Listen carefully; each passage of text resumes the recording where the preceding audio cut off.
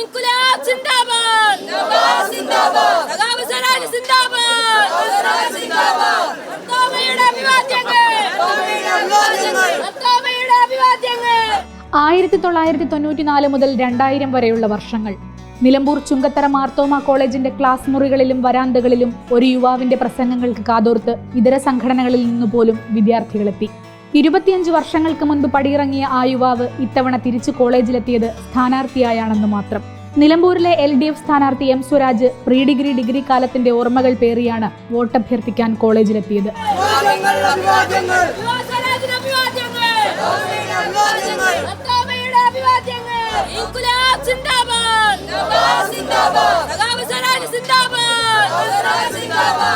ക്യാമ്പസിലെ തേക്കും പുളിയും മാഞ്ചിയവും ചെമ്പകവും വളർന്നു വലുതായി.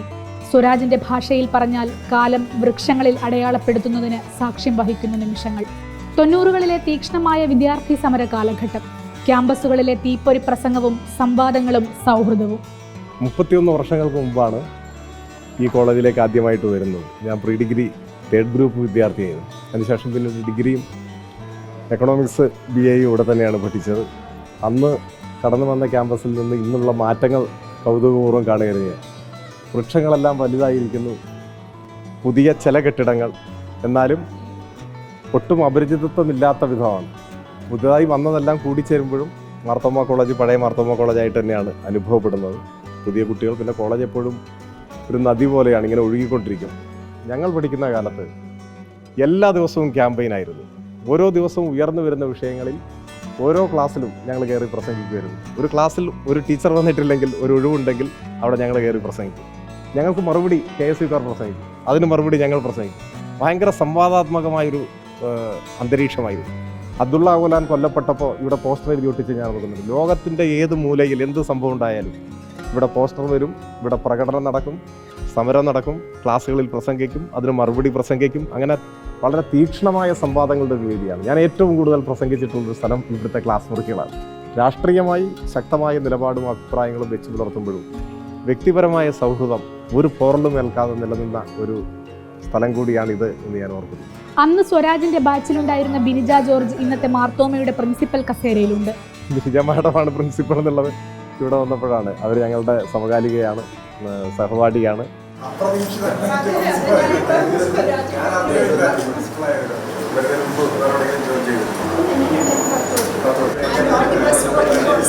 ആ കാലം നല്ല ഓർമ്മയാണ്. സ്വരാജിൻ്റെ പ്രസംഗമാണ് ഇപ്പോഴും മനസ്സിലുണ്ട്. ഞങ്ങളുടെ ക്ലാസ് റൂമിലൊക്കെ കയറി വന്ന് ഇലക്ഷൻ്റെ ടൈം ആകുമ്പോൾ പ്രസംഗം ഭയങ്കര ഇതാണ്.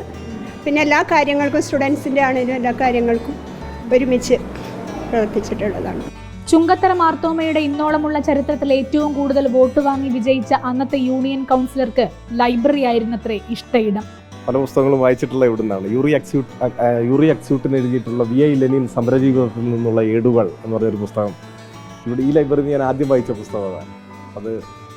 അതിൽ ഈ പ്രോഗ്രാം, വാട്ട് ഈസ് പ്രോഗ്രാം എന്നുള്ളതിന് ഏറ്റവും ശരിയായ ലെനിൻ്റെ വിശകലനം ആ പുസ്തകത്തിലായിരുന്നു. ഞാനിപ്പോൾ ഓർക്കുന്നുണ്ട്, അതിൽ ഒരു പ്രസ്ഥാനം ഏതെല്ലാം കാര്യങ്ങൾക്ക് വേണ്ടി നിലകൊള്ളുകയും പ്രവർത്തിക്കുകയും യത്നിക്കുകയും ചെയ്യുന്നുവോ അതിനെയെല്ലാം കുറിച്ചുള്ള വ്യക്തവും കൃത്യവും സാരമാത്ര പ്രസക്തവുമായ ഒരു പ്രസ്താവന അത്രേ പരിപാടി എന്ന പരിപാടിയുടെ ഈ പാർട്ടി പ്രോഗ്രാം എന്ന് പറഞ്ഞ പ്രോഗ്രാമിൻ്റെ ഡെഫിനിഷൻ, ലെനിൻ്റെ ഡെഫിനിഷൻ ശരിയായിട്ട് വായിച്ച ആ പുസ്തകത്തിലായിരുന്നു. അഴീക്കോടിൻ്റെ തത്വമസി, അങ്ങനെ പല പുസ്തകങ്ങളും. ഞാൻ അധികം പുസ്തകം എടുത്തുകൊണ്ടേ വായിക്കില്ലായിരുന്നു, ചില പുസ്തകങ്ങൾ മാത്രമേ വായിക്കുള്ളൂ, ബാക്കിയുള്ളത് ഇവിടെ ഇരുന്ന് വായിക്കുന്നതാണ്. കൂടെ പഠിച്ച ചിലർ സ്വരാജിനെ കുറിച്ച് വാചാലരായി. ഞങ്ങളൊക്കെ ഒരുമിച്ച് പഠിച്ചവരാണ്, വിവിധ ബാച്ചുകളിൽ പഠിച്ചിട്ടുള്ള ആളുകളാണ്. ഞാൻ എക്കണോമിക്സ് ആയിരുന്നു, ഒരു കൊമേഴ്സ് ആയിരുന്നു. നമ്മളെ ക്യാമ്പസിനെ സംബന്ധിച്ച് പറയുമ്പോൾ ഒരുപാട് ഓർമ്മകൾ. ഇപ്പോൾ ഈ ക്യാമ്പസിൻ്റെ ഓരോ മുക്കിലും മൂലയിലും ഞങ്ങളുടെ സ്പർശമുണ്ട് എന്ന് ഞങ്ങളിങ്ങനെ പറയുമായിരുന്നു ഇവിടെ വന്ന സമയത്ത്.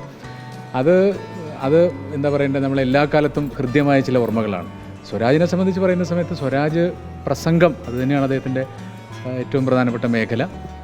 പിന്നെ മികച്ച സംഘാടകൻ, ഒന്നും പറയാനില്ല, താരതമ്യത്തിന് അതീതനായിട്ടുള്ളൊരു വ്യക്തിയായിരുന്നു അന്നേ തന്നെ സ്വരാജ് എന്നുള്ളത്. ഈ പഠന കാര്യങ്ങളിലാണെങ്കിലും പാഠ്യേതര കാര്യങ്ങളിലാണെങ്കിലും ഒക്കെ വലിയ മികവ് പുലർത്തിയിട്ടുള്ള ആളാണ്. എനിക്ക് തോന്നുന്നു ആ കാലഘട്ടത്തിൽ അദ്ദേഹത്തിൻ്റെ ആ മലയാളത്തിൽ അദ്ദേഹം നേടിയിട്ടുള്ള ആ സ്കോർ, ആ റെക്കോർഡ് ഇതുവരെ തിരുത്തിയിട്ടില്ലെന്ന് തോന്നുന്നു. മലയാളത്തിന് ഏറ്റവും കൂടുതൽ മാർക്ക് വാങ്ങിയതിന് അവാർഡ് വാങ്ങിയിട്ടുണ്ട് അദ്ദേഹമെന്നാണ് എനിക്ക് തോന്നുന്നത്. അവൻ പ്രീ ഡിഗ്രി ഫസ്റ്റ് ഇയർ വന്നപ്പോൾ മുതൽ, ഫസ്റ്റ് ഡേ മുതൽ പ്രസംഗിച്ച് തുടങ്ങിയതാണ്. അപ്പോൾ സ്വരാജ് എവിടെയാണോ പ്രസംഗിക്കുന്നത് ആ ക്ലാസ്സിലേക്ക് ഈ ക്യാമ്പസിലെ മൊത്തം ആളുകളും, ഈവൻ അധ്യാപകർ പോലും ദൂരെ നിന്നിട്ട് അവരുടെ പ്രസംഗം വീക്ഷിക്കുന്നൊരു കാലമുണ്ടായിരുന്നു. ക്യാമ്പസ് പ്രണയത്തെക്കുറിച്ചുമുണ്ട് പറയാൻ. ക്യാമ്പസിലും മാത്രമല്ലല്ലോ പ്രണയം ഉണ്ടാവുക, അത് നമ്മുടെ തെറ്റായൊരു ധാരണയാണ്. പ്രണയം എന്ന് പറയുന്നത് ഒരു മനോഭാവമാണ്. അതൊരു വ്യക്തിയോടായാലും പ്രകൃതിയോടായാലും ഒരു വസ്തുവിനോടായാലും ഒക്കെ അതൊരു മനോഭാവമാണ്. അത് ക്യാമ്പസിൽ മാത്രമല്ല, അത് നിങ്ങളുടെ വളരെ തെറ്റായതാണ്. മാധ്യമ സ്ഥാപനങ്ങളിലും ക്യാമ്പസിലും മറ്റ് ലോകത്തിൽ എവിടെയെല്ലാം മനുഷ്യനുണ്ടോ അവിടെയെല്ലാം പ്രണയം ഉണ്ടാകും. അതൊരു ഭാവമാണ് തീർച്ചയായും. വോട്ട് ചോദിച്ച് സ്ഥാനാർത്ഥി മടങ്ങി. കലാലയം മാത്രം ഒരു പുഴ പോലെ വീണ്ടും ഒഴുകുന്നു. റിപ്പോർട്ടർ, നിലമ്പൂർ.